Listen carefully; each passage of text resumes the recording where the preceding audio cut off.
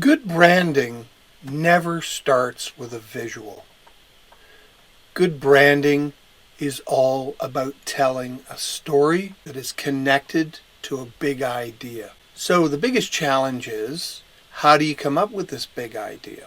In this example, I'm using Padlet.com to create what's called a mind map. I look at a mind map as if it were a chemistry set for words. Now, words stand in for and represent things, objects, ideas, and those objects and ideas have words representing those as well. And those words, in turn, will suggest other levels of association, and those words, again, will reference other words, and so on and so on and so on. So there's this process of free association of words. As you're doing this free association, it's also connecting you to other ideas and possibly other images, and eventually to dialogue, turns of phrase, slogans, names for your company, and so on and so forth. We want to explore the dimension of ideas first before we even put a pencil to paper to craft our visuals. In this example, a student had told me that they wanted to do branding for a fortune teller. I just began with the two words, fortune and teller.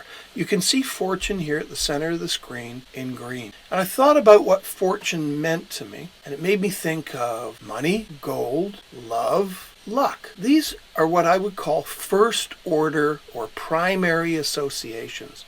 They are, in fact, the first things that came to mind.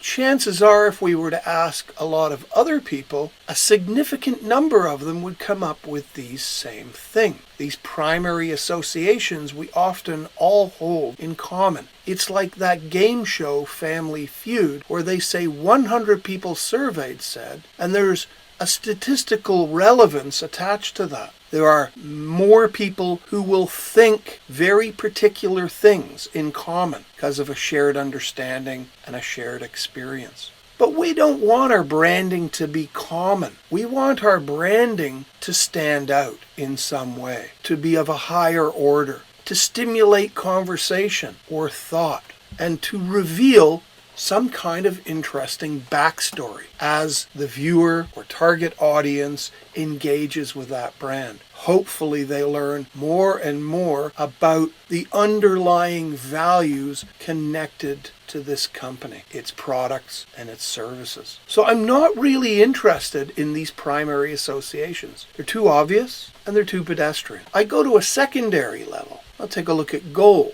Gold makes me think of pirates. Bars or ingots that make me think of a bank. Money might make me think, and you just double click down, it's Padlet. Money might make me think of green. And it might make me think of rich. Dollar sign. And these are associations that are secondary in nature, so I'm just going to color code them with blue. That's the color I've chosen to represent my secondary level associations. And there's a nice little feature here when you can click on this and you can connect it to other existing posts. Connect it to that and that. And in turn, I look around these secondary associations. So luck I associated with fortune. Secondary associations were winning, charm, gamble.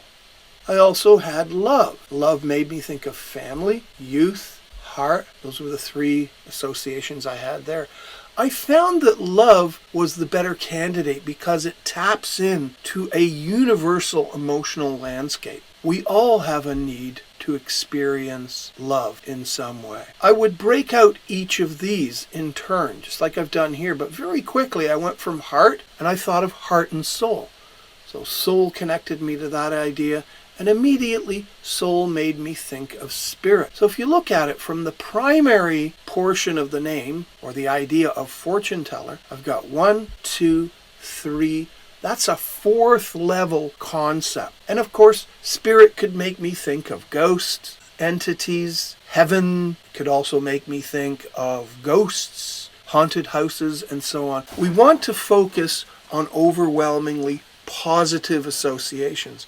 Don't edit out the negative ones because they may actually come in handy playing with these ideas. However, you want to get to a place where you've found something very positive. So there's fortune. It's been exploded out. Not exhaustively, but just for the purposes of demonstration. Now over here, I've got another mind map that I did for telling right here.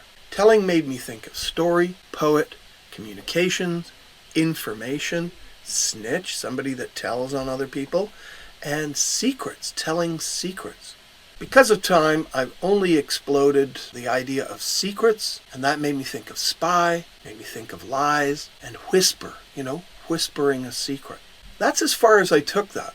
I only took it to a secondary level because almost right away, this was rather intriguing. Secrets, whispers, and it connected to the realm of the spirit or the soul, and whispers. Quiet ghosts, whispering voices, that sort of thing. That was what was running through my mind. And then as I looked at it a little bit closer, this is a fortune teller. The idea of whisper and soul connected in the notion of soul whisperer. Just like we would have a horse whisperer or a dog whisperer, this is somebody who has control over these elements. And a soul whisperer, by extension, would be somebody who was able to control or connect to and manipulate the realm of spirits or soul. I thought a good candidate might be soul whisperer or spirit whisperer. Instead of just calling yourself Madame Fécola, fortune teller, which literally says what that person is and what service they provide, you are literally spelling it out for your audience. And that's problematic because you're kind of it's boring, number one, and it's so literal and so obvious that it doesn't take us anywhere interesting. But when you introduce yourself as a soul whisperer, if that's part of your branding, that's really intriguing because immediately your audience has to stop and think about it. When they're thinking, their brains are active. When their brains are active, they're engaging with your brand. If it's a positive interaction, it's going to make your brand more effective, and they're more likely to remember it because it's meaningful.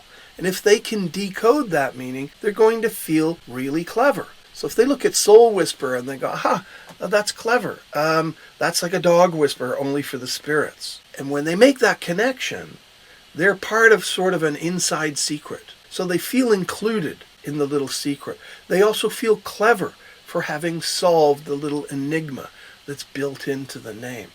The name is not obvious, but they've decoded it to figure out its meaning and its relationship to fortune telling. Once I had my name, Soul Whisperer, I started thinking about slogans like could we connect that? And I still had other things to play with here, like storytelling. The fact that they're telling a story, they're relating a story from the other world.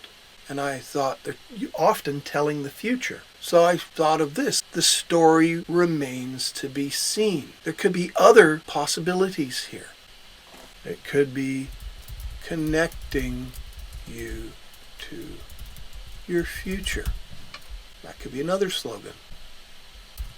Soul Whisperer, your eye on the unknown. That's another potential slogan.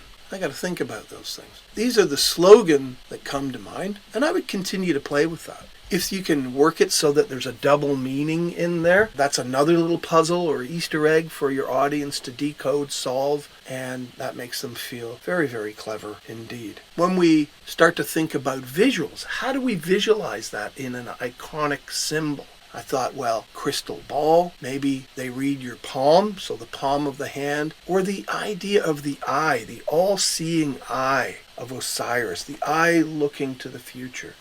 But very simplistic renderings of these things. Because remember that in order for a brand to be memorable, it's got to be simple enough to go from short-term memory into long-term memory. And it'll only get there if it's simple enough to remember and we expose the audience to it repeatedly. Those two conditions, simple and exposure frequency, all add up to burning, literally burning the brand. That's where that term comes from, branding, putting their mark and burning it literally into your gray matter.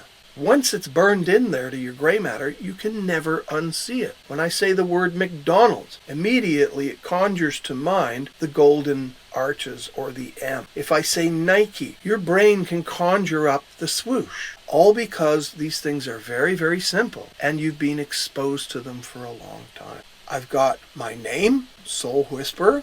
That's going to be my logo. I've got a couple of possibilities for slogans here. I'm going to explore that a little bit more and maybe explore this a little bit more, but I've got at least 3 possibilities now for visuals that I'll create very simply and combine those 3 things together in a combination brand that includes the logo or name of the company, in this case Soul Whisperer, the slogan or value statement, your eye on the unknown, could be a strong candidate for me, and then the icon or symbol. I like the eye. The eyes have it. And so those 3 things will be combined in a very specific arrangement. Perhaps even the arranging of these objects also projecting some other layer of meaning related to the values of this service. So there you have it, a mind map done in Padlet.com. You could do the same thing, and then you could share this with some of your creative partners. Now remember, you're going to be partnering up together for this. However, you're not sharing the ideas, you're just bouncing your ideas off your partners and vice versa, just to get a little feedback and maybe a little injection of another creative direction from one another.